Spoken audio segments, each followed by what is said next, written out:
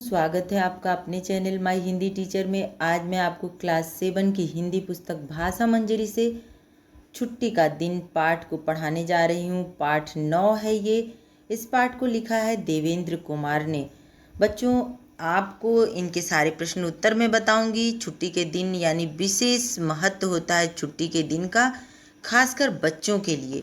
वे रविवार का इंतज़ार करते हैं। जितने भी बच्चे हैं वो पूछते रहते हैं संडे कब है, संडे कब है।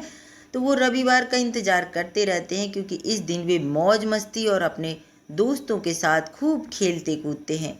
और जो ये पाठ है छुट्टी का दिन, इस पाठ में भी देखिए आपको 3 बच्चे दिख रहे हैं जो बजाने के लिए जो लिया हुआ है हारमोनियम, इसका नाम है वेंकट। बाकी दोनों बच्चे हैं, एक का नाम है शेरू और एक का नाम है भोलू।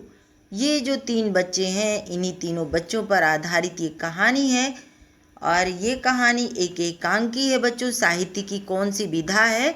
तो साहित्य की विधा ये एकांकी होता है, नाटक होता है, उसी का एक अंश है ये एकांकी।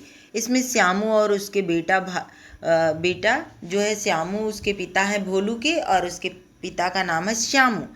तो श्यामू और भोलू सड़कों पर कागज़ बीनने का काम करते हैं और जो रमा है इसकी माँ भोलू की, वो घरों में जूठा बर्तन मांजने का काम करती है, साफ सफाई का काम करती है।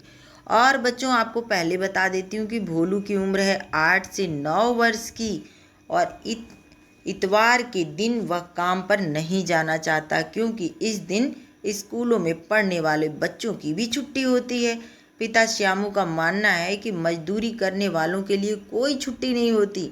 छुट्टी मेहनत त्यौहार अमीरों के लिए हैं। छुट्टी मेले त्यौहार जो भी हैं, ये सारी चीज़ें आरामदायक चीज़ें जो भी हैं ये अमीरों के लिए हैं। गरीबों के लिए ये सब कुछ नहीं होता, ना कोई संडे ना कोई मंडे, हर दिन एक समान है। परंतु भोलू को आज खेलने का मन है। आज यानी इतवार को वह अपने माता पिता से जिद करने लगता है। क्या कहता है? कहता है कि मुझे भी छुट्टी मनाना है, मुझे भी अपने मित्र शेरू के पास जाना है और मैं और मेरा मित्र शेरू हम मिल कर के खूब खेलेंगे। लेकिन उसका मित्र भी शेरू, जो शेरू है वो भी काम करता है, वो ढाबे पर बर्तन मांजता है। तो अब उसको कैसे छुट्टी मिलेगी? उसको छुट्टी मिलाने के लिए ये भोलू उसके साथ मिल कर के बर्तन मांजता है और दोनों मिल कर के जल्दी जल्दी काम ख़त्म करते हैं और घूमने निकल जाते हैं।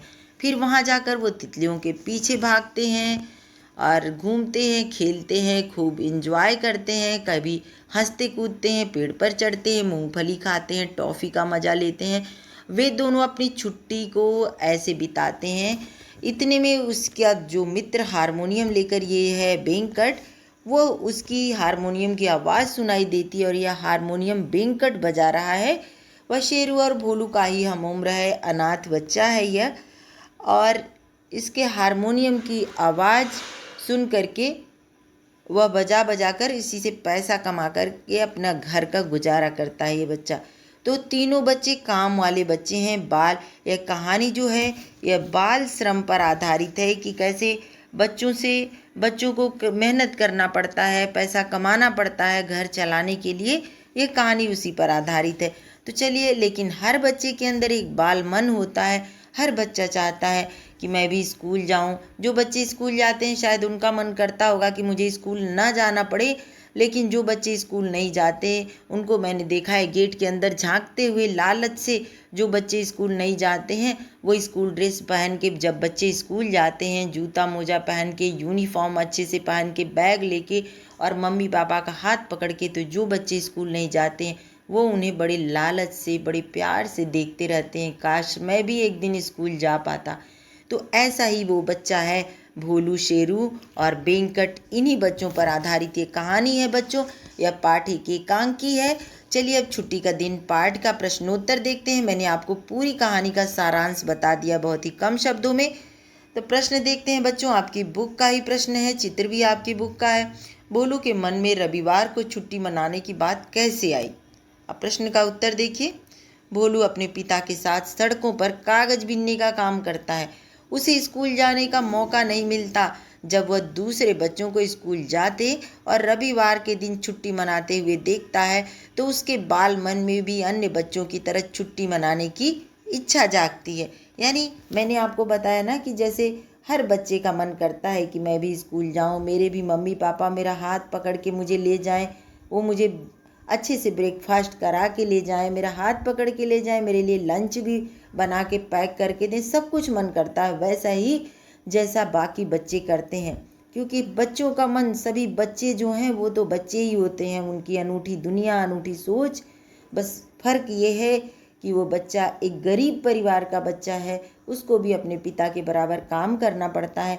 और जो अमीर बच्चे होते हैं, जिनके माता पिता बच्चों को काम नहीं करने देते, वो स्कूलों में भेजते हैं पढ़ने के लिए, ऐसे बच्चे बहुत सौभाग्यशाली हैं। उनको सोचना चाहिए कि हमारे माता पिता कितनी तकलीफ़, कितना कष्ट सह के हमें स्कूल भेजते हैं, इसलिए हमें पढ़ाई करके एक दिन अपने माता पिता का नाम रोशन कराना है इस दुनिया में।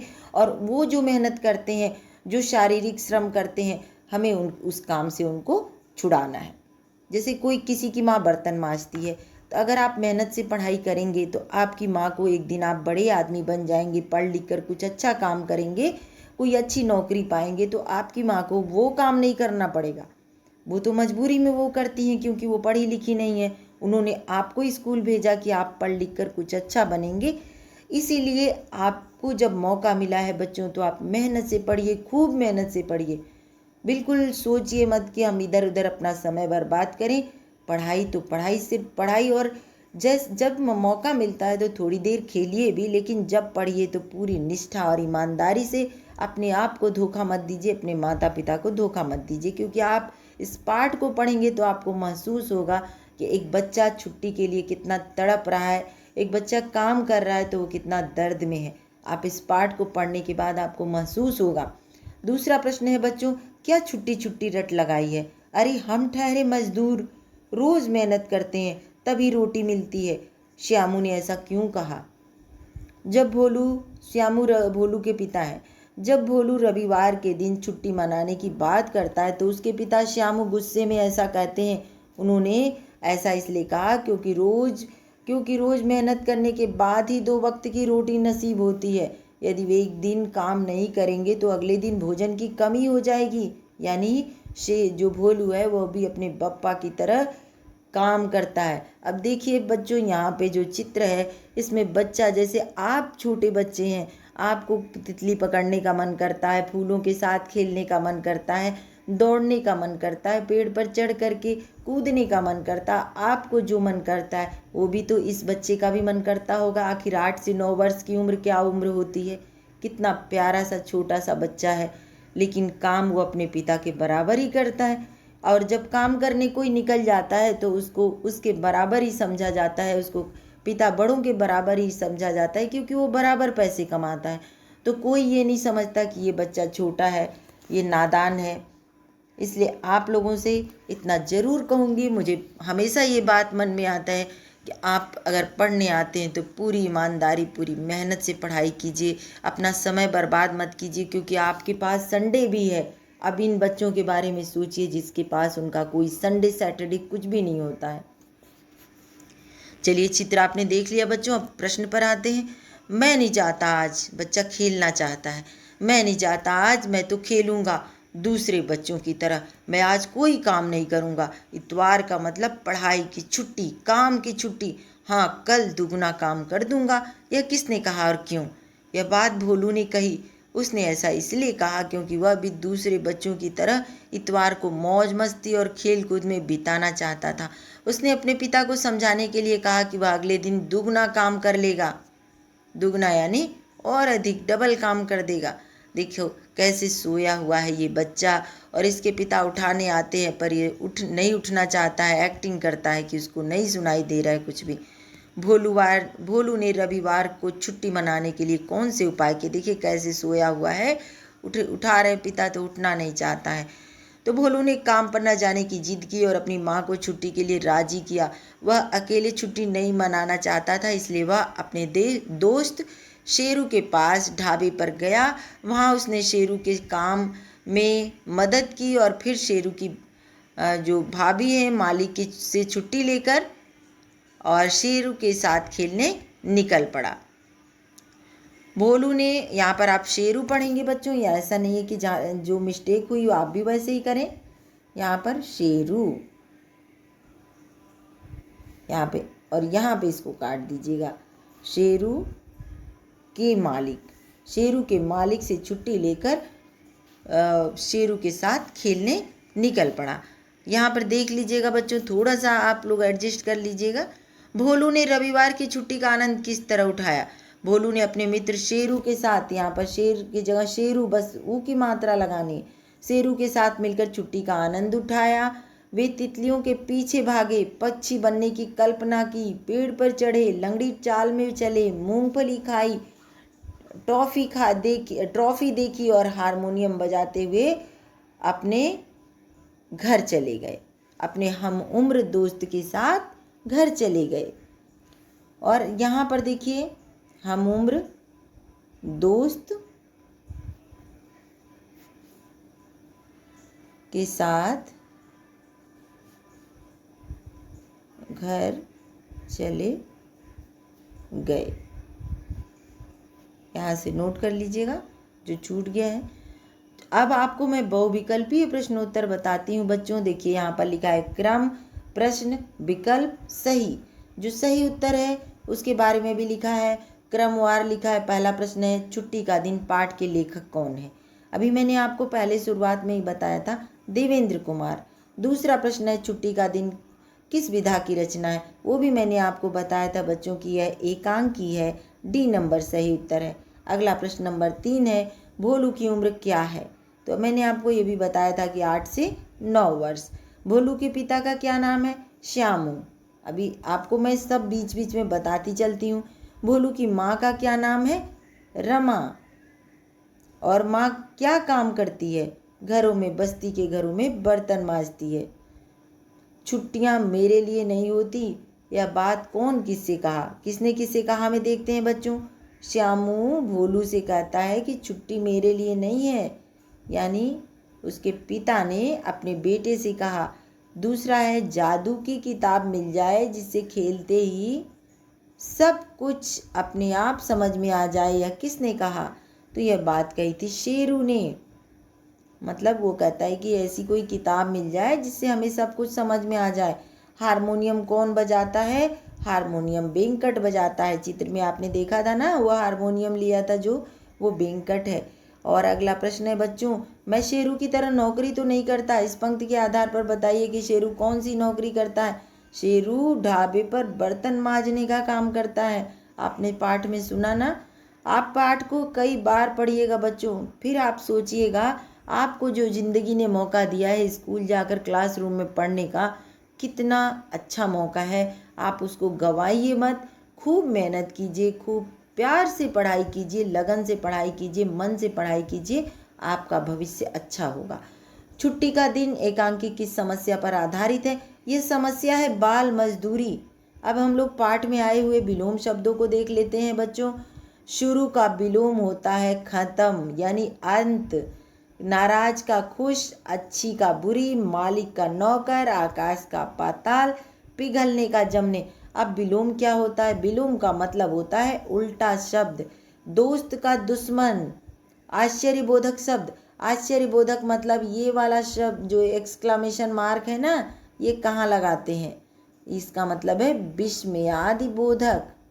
विस्मयादि, म या दी, विस्मयादि। रुकिए फिर से लिख दे। ये देखिए चिन्ह है विस्मयादि,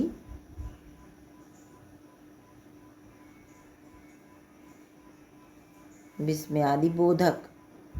बोधक मतलब ज्ञान कराने वाला। ये कौन सा चिन्ह है? वे, अब देखिए इसकी परिभाषा भी है।